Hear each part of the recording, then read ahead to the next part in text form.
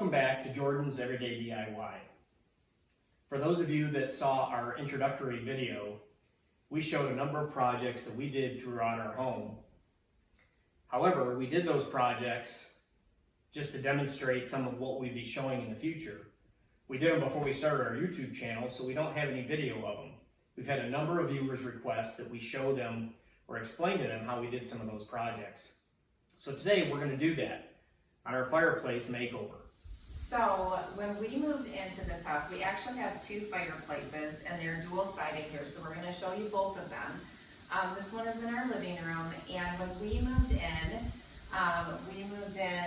this house was about 15 years old. So it's late 90s, early 2000s. And in the time, oak and brass was really in style, but it's definitely gone out of style now. So this fireplace really, I feel, has done a huge transformation. Both of ours have. They were both oak. And when we moved in too, we have such high ceilings in here that I really wanted our mantles to be like a statement piece. And when people came in, it was like the focal point of the room. And I really wanted to give it some more height. So thankfully I have this guy, and he helped me make that come true. How'd you do it? So what we're going to do now is kind of walk you through, we'll show some still pictures of kind of before, during, and after the process. The biggest thing here, the biggest transformation is really something Melissa did, and that was painting the oak. I know my buddy Bernie would be against painting the oak, but this one, we did it. And I think it looks nice. The other thing we did is we tore out all the marble that was around the fireplace insert.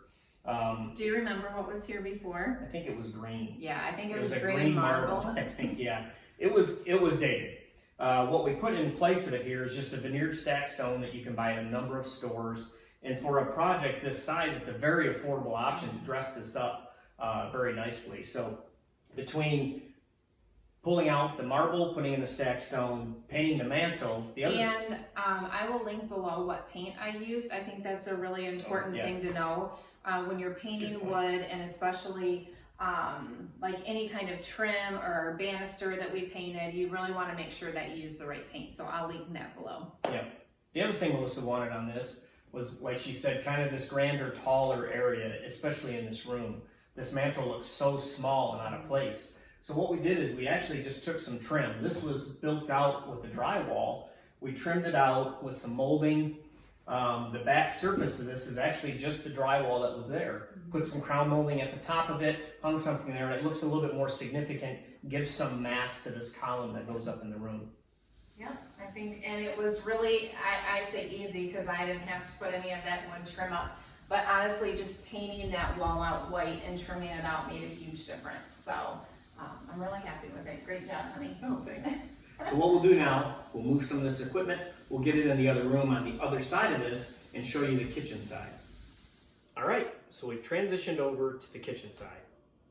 Yes, and we are excited to show you this one. We've got a lot of questions on this mantle. As we talk, we're going to be showing you step by step how we transformed this area. From when we first went and looked at the house, there's a picture of that, to how Brett went about adding the molding and the trim and everything. So this fireplace, very similar to the other side, we used the same stacked stone, removed the marble that was there, painted the oak, and trimmed out the drywall build out that is actually the chimney for the home. Put some crown molding across the top to add some more dimensions similar to the other room, even though the ceiling's not as tall. The one unique thing we did on this side is we wanted to get that shiplap look. Obviously that's the big material that everybody wants to use.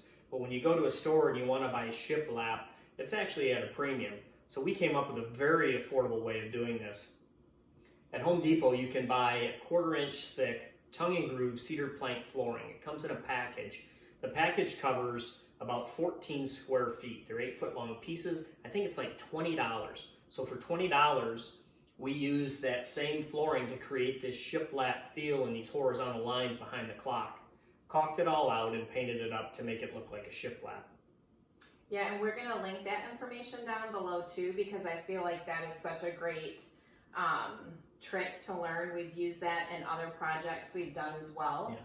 Another thing that I love about this mantle is, for one, adding just a little bit of shiplap. Like if you've wanted to incorporate that somewhere in your home, but your husband doesn't want you to go full out farmhouse, this is a really great way to incorporate it without going crazy.